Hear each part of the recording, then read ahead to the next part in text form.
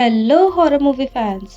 तो लाई हूँ आज आपके लिए recently release American horror movie की कहानी जिसका नाम है फियर।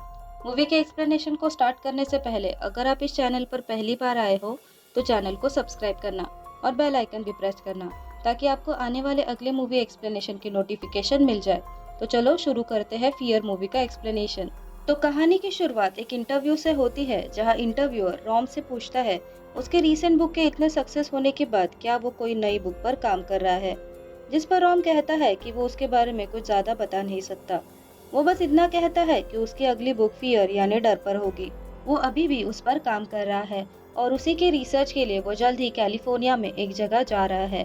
वो कहता है कि लोग अपने डर के बारे में अक्सर सोचते रहते हैं पर उसे समझ नहीं पाते।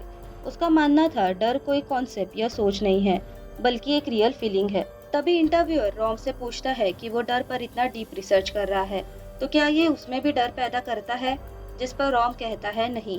अब नेक्स्ट सीन में हम रॉम और उसकी गर्लफ्रेंड बियांका को गाड़ी से कहीं जाते देखते हैं। रेडियो पर किसी एंजल नाम की लड़की के मिसिंग होने की बात हो रही थी जो अपने दो फ्रेंड्स के साथ ओटाहो में कैंपिंग करने गई थी। पुलिस को उन लोगों की बॉडीज बहुत टाइम बाद मिली और ये पता चला कि उन लोगों ने सुसाइड किया था। बियांका को ये न्यूज सुनना ठीक नहीं लग रहा था तो वह रेडियो बंद करने कहती है, पर रॉम इस न्यूज के बारे में जानने के लिए क्यूरियस था। पर फिर वो बियांका के फिर से मना करने पर रेडियो बंद कर देता है। बियांका काफी खुश थी कि वो दोनों बहुत टाइम बाद एक साथ छुट्टियां मनाने जा रहे थे। अब रॉम एक जगह गाड़ी रोककर बाहर जाता है पर वो कार का डोर बंद नहीं करता, जिसे देखकर बियांका बहुत ही अनईजी फील करने लगती है और तुरंत अपना मास्क पहनने लगती है। तभी रॉम वापस आकर उसे कहता है कि उसे मास्क की नहीं एक सरप्राइज की जरूरत है और वो उसकी आंखों पे पट्टी बांधकर कहीं ले जाने लगता है। अब उस जगह पहुंचने पर बियांका को कार से उतरते टाइम फिर से अनईजी लगने लगता है। यहाँ हमें पता चलता है कि उसे अस्थमा है। रॉम बियांका का बर्थडे सेलिब्रेट करने उसे उस बड़े से मैंशन स्ट्रॉबेरी लॉज लाया था। हम देखते हैं वो उसे वहाँ प्रपोज भी करने वाला था पर शायद नर्वस होने की वजह से नहीं करता। वहाँ उनके फ्रेंड्स आते हैं जिन्हें रॉम ने ही इनवाइट किया था। फिर वो लोग बाहर कुछ फोटोज निकाल कर अंदर जाते हैं। बेनी और रश रॉम से पूछता है कि क्या उसने बियांका को प्रपोज कर दिया, जिस पर वो नहीं कहता है। वो उसे कहते हैं कि कब तक वो ऐसे मौके खराब करते रहेगा। आज सब वहाँ हैं तो ये सबसे सही मौका है। आज वो हिम्मत करके बियांका को प्रपोज कर ही दे। तभी वहाँ लॉज की ओनर मिस वाइनरिच आती है। वो उन सबको वहाँ वेलकम करके एक ग्रुप फोटो खींचने कहती है। वहाँ आने वाले हर एक ग्रुप का फोटो क्लिक करना जैसे एक ट्रेडिशन था जिससे वो लोगों की यादें वहाँ हमेशा के लिए रह जाए। फिर वो बियांका के पास आकर कुछ अजीब बातें कहती है कि वो जानती है कि बियांका अपने साथ नई रोशनी लेके आई है और उसे कॉन्ग्रेचुलेट भी करती है, पर बियांका उसकी बातों से कंफ्यूज होती है। फिर वो माइकल को एक वाइन की बोतल गिफ्ट देकर कहती है कि वो उनकी बनाई वाइन है जो वो वहाँ आने वाले सारे मेहमानों को देते हैं। अगले सीन में बेनी को हॉलवे में एक स्ट्रेंज पेंटिंग दिखती है जिसमें की लेडी एक तरफ देख रही थी पर वहाँ कोई नहीं था। उसे वो पेंटिंग अजीब लगती है। फिर वो उसकी फोटो खींचकर वहां से चला जाता है। उसके जाने के बाद मिस वाइनरिच वहां आती है और वो भी उस पेंटिंग को घूरने लगती है। फिर मिस वाइनरिच के वहां से जाने के बाद सारे लोग अपने अपने कमरे में चले जाते हैं। हम रॉम और बियांका को उनके कमरे में देखते हैं जहां रॉम उसे लॉज की हिस्ट्री के बारे में बताने लगता है कि ये प्लेस 1848 में बनाई गई थी और गोल्ड रश के वक्त उसे जला दिया गया था। फिर वाइनरिच फैमिली ने इसे खरीद कर फिर से बनाया। बियांका उसकी बातों को सुनकर चिढ़ जाती है क्योंकि उसे लगता है कि रॉम यहाँ बस अपने नए किताब के रिसर्च के लिए आया है और ना कि उसके साथ वेकेशन मनाने। शाम होने पर वो सब बॉनफायर जलाते हैं। यहाँ रॉम उन्हें उस जगह की कहानी सुनाने लगता है। वो बताता है कि ये जगह 1848 तक मेक्सिको की हुआ करती थी, फिर बाद में उसे कैलिफोर्निया को दे दिया गया। फिर गोल्ड रश के टाइम गोल्ड की तलाश में कई माइनर्स यहाँ आए। कुछ वक्त बाद वो वहाँ के नेटिव लोगों को गोल्ड की लालच में मारने लगे और औरतों पर अत्याचार करते। तो फिर एक दिन वहाँ की औरतों ने इसके खिलाफ आवाज उठाने का सोचकर शैतान के साथ मिलकर एक पैक्ट बनाया जिसका नाम था लास ब्रूहास। कहा जाता है कि वो पैक्ट माइनर्स के दिमाग को कंट्रोल कर सकता था। वो उन्हें हेलुसिनेट करके इतना डराते कि माइनर्स खुद ही अपनी जान ले लेते। इस कहानी को सुनकर सेरेना सबसे कहती है कि आज हम भी एक डील करते हैं। यह सब अपना सबसे बड़ा डर बताकर उसे लेट गो करके आगे बढ़ने की कोशिश करेंगे। फिर सेरेना ही सबसे पहले अपना डर बताती है। उसका 18 साल में एक्सीडेंट हुआ था। तभी उसे लगा कि कुछ भी उसके कंट्रोल में नहीं है। तभी उसके पास सिर्फ एक चीज़ थी, जो कि है उसका नेकलेस। वो मानती है जब तक वो उसके पास है, वो कोई भी सिचुएशन को कंट्रोल कर लेगी। फिर बियांका बताती है कि वो अस्थमा की पेशेंट है, तो उसे सबसे बड़ा डर सांस के बंद होने से लगता है। इसके बाद माइकल कहता है कि वो क्लॉस्ट्रोफोबिक है, जिसे बंद जगह से डर लगता है। फिर लाउ कहता है उसने जो कहा वो हमेशा किया, चाहे जो हो जाए। तो वो डर जाता है जब उसके अपने लोग उस पर भरोसा नहीं करते। फिर हमें पता चलता है कि रस को खून से, मैक को डूबने से और बेनी को पुलिस से डर लगता है, क्योंकि उसे कॉलेज में बिना कोई वजह अरेस्ट किया गया था। फिर आखिर में रॉम कहता है उसे सिर्फ बियांका को खोने का डर है, बाकी वो किसी से नहीं डरता। इसके बाद माइकल सबसे कहता है कि वो आज शाम का एंड मिस वाइनरिच ने दिए हुए वाइन से करेंगे। वो सबको हॉल में रुकने को बोलकर खुद वाइन लेने जाता है। हॉलवे से आते वक्त हम देखते हैं कि वो घूम फिर के सेम रूम के सामने आया। उसे लगता है कि ये उसका वहम है और वो वहां से हॉल में चला जाता है। उस वाइन को पीते ही सारे लोग उसे उगल देते हैं, क्योंकि उसका टेस्ट काफी खराब था। उन्हें लगता है शायद वाइन के काफी पुराने होने की वजह से ऐसा हुआ होगा। फिर सबके वहां से जाने के बाद बेनी माइकल को लाउ की हालत के बारे में पूछता है। लाउ को बार बार खांसते देख बेनी को डाउट था कि वो इन्फेक्टेड है, जिस पर माइकल कहता है कि उसने खुद यहाँ आने से पहले सबका टेस्ट कराया था और सबको 2 वीक के लिए क्वारंटीन होने भी कहा था। माइकल फिर से कंफर्म करने के लिए लाउ के कमरे में जाकर उसकी हालत के बारे में पूछता है, तो लाउ उस पर ही गुस्सा हो जाता है कि क्या वो लोगों को लगता है कि उसने जानबूझकर इन्फेक्टेड होते हुए भी यहाँ आकर अपने दोस्तों को खतरे में डाला है।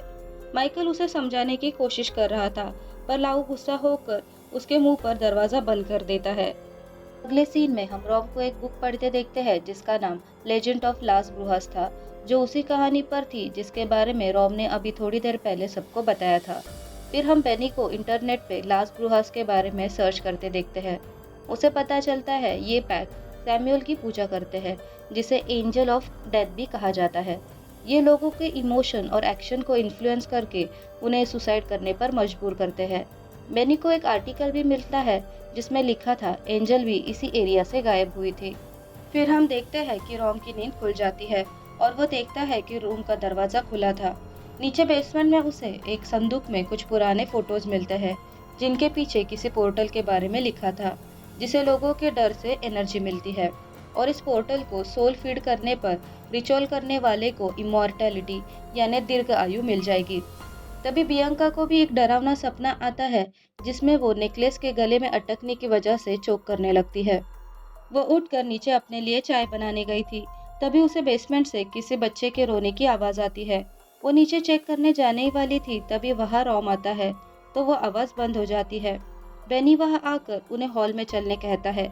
वहां सब लोग ऑलरेडी जमा थे और टीवी पर न्यूज रिपोर्टर एक न्यू वेरिएंट के बारे में बता रही थी, जो काफी खतरनाक है और बहुत तेजी से बढ़ रहा है।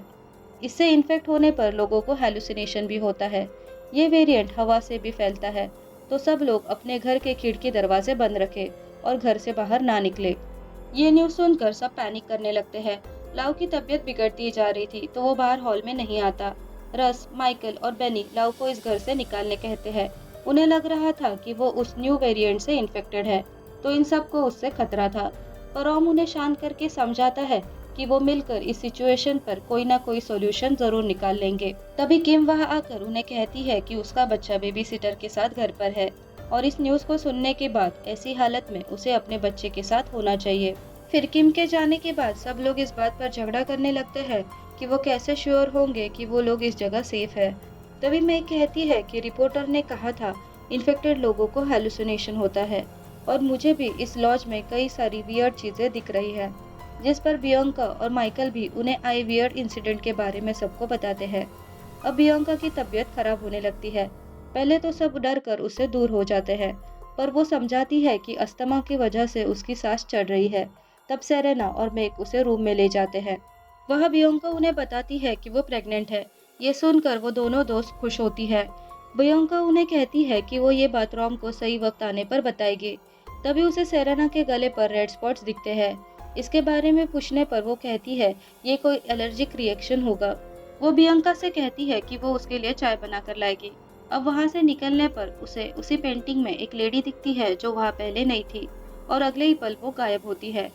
वो ये बात बताने फिर से बियांका के रूम में आती है, पर वो देखती है कि उसकी एलर्जी बढ़ने लगी थी और उसका नेकलेस भी गायब हो गया था। नेकलेस के गुम होने पर वो बहुत डर जाती है और अपने कमरे में खुद को बंद कर लेती है। अब अगले सीन में हम माइकल, रश और बेनी को देखते हैं, जो लाउ को नीचे बेसमेंट में बंद करने का डिसाइड करते हैं। उन्हें लग रहा था कि वो इन्फेक्टेड हो चुका है। वो नीचे बेसमेंट चेक करने जाते हैं। उन्हें वहाँ वही वाइन की कई सारी बॉटल्स दिखती है। बेनी को वहाँ एक पैकेट मिलता है जिस पर 419 का टैग लगा था। वो उसे अपने साथ रूम में ले आता है। लाउ उन्हें समझाने की कोशिश कर रहा था, पर वो उसे जबरदस्ती नीचे ले जाते हैं। नीचे रश और लाउ में फाइट हो जाती है, जिसमें रश को चोट लगकर उसके कंधे से खून आने लगता है। अब बाकी दोनों किसी तरह लाउ को बेसमेंट में बंद करके रश को ऊपर ले आते हैं। अब मेग उसकी चोट पर दवा लगाती है। तभी रश उसे बताता है कि उसे भी बेसमेंट में कुछ हेलुसिनेशन हुए थे, तो शायद अब वो भी इन्फेक्टेड हो चुका है, तो मेग उससे दूर रहे। अब रॉम और माइकल लाउ को बेसमेंट से बाहर लाने जाते हैं। तभी हम देखते हैं बेसमेंट में रखा संदूक खुलने लगता है और लाउ को किसी की आवाज सुनाई देने लगती है, जो उसे बार बार कह रही थी कि तुम्हारे दोस्त तुम पर भरोसा नहीं करते। और उसका हाथ जैसे उसके कंट्रोल में ही नहीं था।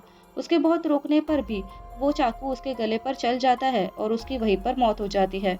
रॉम और माइकल के वहां आने पर उन्हें उसकी लाश मिल जाती है। माइकल ये देखकर जोर जोर से रोने लगता है कि लाउ ने ऐसा क्यों किया। रॉम उसे शांत करके कहता है कि लाउ ने सुसाइड नहीं किया है और वो उसे लेकर ऊपर आता है। फिर हम बियांका को देखते हैं, जो हेल्प बुलाने के लिए रिसेप्शन से कॉल कर रही थी, पर कॉल नहीं लगता। वो रजिस्टर में नोटिस करती है कि 2015 से इस लॉज में कोई नहीं आया। उसे दीवार पर लगे फोटोज में एंजल और उसके दोस्तों की फोटो भी दिखती है। इसका मतलब एंजल भी मिसिंग होने से पहले इसी लॉज में रुकी थी। बियांका के साथ वहाँ पैरानॉर्मल एक्टिविटीज होने लगी थी, पर तभी वहाँ रॉम आ जाता है। फिर सीन शिफ्ट होता है मेग पर, जिसे बाथरूम में अपने बचपन के विजन्स आने लगते हैं, जहाँ कुछ लड़कियां उसे बुली करने के लिए बाथटब में डुबाया करते।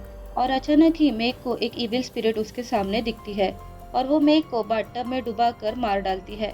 बाहर रश को भी हर जगह खून दिखने लगता है और वह अगले ही पल अपने आप को हॉस्पिटल में पाता है, जहाँ एक डॉक्टर गला काट कर उसे मार डालता है। उसकी लाश को देखकर माइकल वहाँ से भागने लगता है।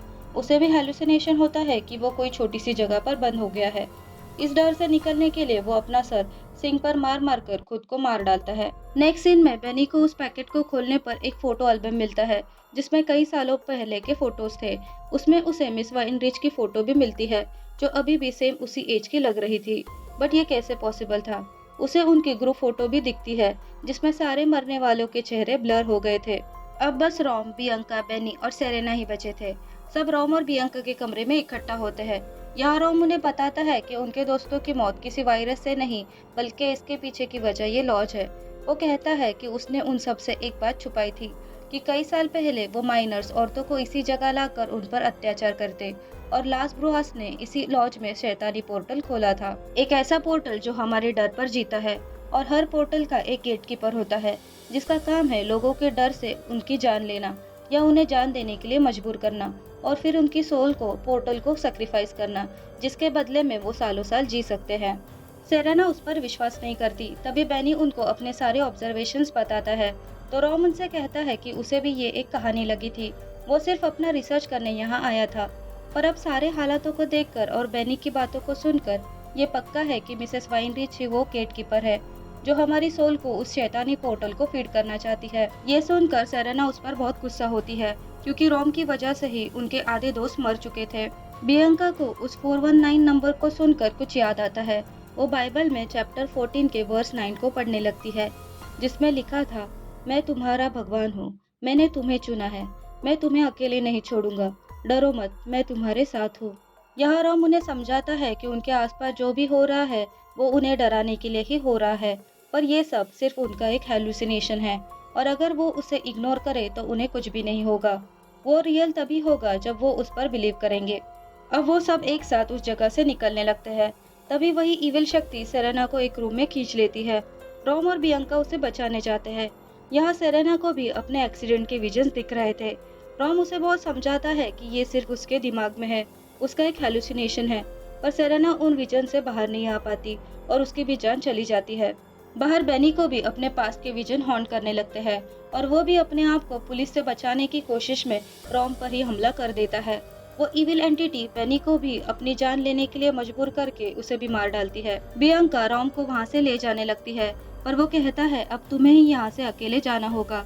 तुम्हें इससे जीतने के लिए अपने आप पर विश्वास रखना होगा, और वो भी अपना दम तोड़ देता है। अब बियांका वहाँ से भागने लगती है। उसे लगता है कि वो उस लॉज से बाहर आ गई है, पर ये सच नहीं था। तभी पोर्टल की वही इविल एंटिटी आकर बियांका की सोल को सौंपने लगती है। तभी बियांका को रोम की आवाज सुनाई देती है, जो उसे खुद पर भरोसा रखने कहता है। रोम की आवाज सुनते ही वो होश में आकर बाइबल की वही वर्स को पढ़ने लगती है, जिसे सुनते ही वो स्पिरिट उससे छोड़ देती है। बियांका तुरंत लॉज से बाहर निकलकर भागने लगती है, और तब तक नहीं रुकती जब तक वो सड़क पर नहीं पहुंच गई। तभी उसे किम के कई सारे मैसेज आते हैं, जिसमें उसने लिखा था कि वो घर पहुंच चुकी है। वो न्यू वेरिएंट की बात झूठ है, और उसने लॉज के बारे में गूगल पर सर्च किया है, तो वो अर्जेंटली उसका कॉल उठाए। अब अगले सीन में हम देखते हैं टीवी पर बियांका के सारे दोस्तों के मौत के बारे में न्यूज चल रही थी, और उनकी मौत को सुसाइड माना जा रहा था। तभी हम एक खिड़की में मिसेस वाइनरिच को खड़ा देखते हैं, जो अपने नेक्स्ट गेस्ट का इंतजार कर रही थी। और इसी के साथ मूवी यहाँ एंड होती है। तो गाइज, ये थी फियर मूवी की कहानी, जिसमें लोगों के अंदर का डर ही उनकी मौत की वजह बन गया। तो आप लोगों को कैसी लगी ये कहानी, कमेंट करके जरूर बताइएगा। स्टोरी अगर पसंद आई हो तो प्लीज लाइक करना और चैनल को भी सब्सक्राइब करना। सो कहती हूँ आपको अलविदा, विद अ वादा कि ऐसी अच्छी अच्छी कहानियाँ आपके लिए लाती रहूंगी। तब तक के लिए बाय बाय।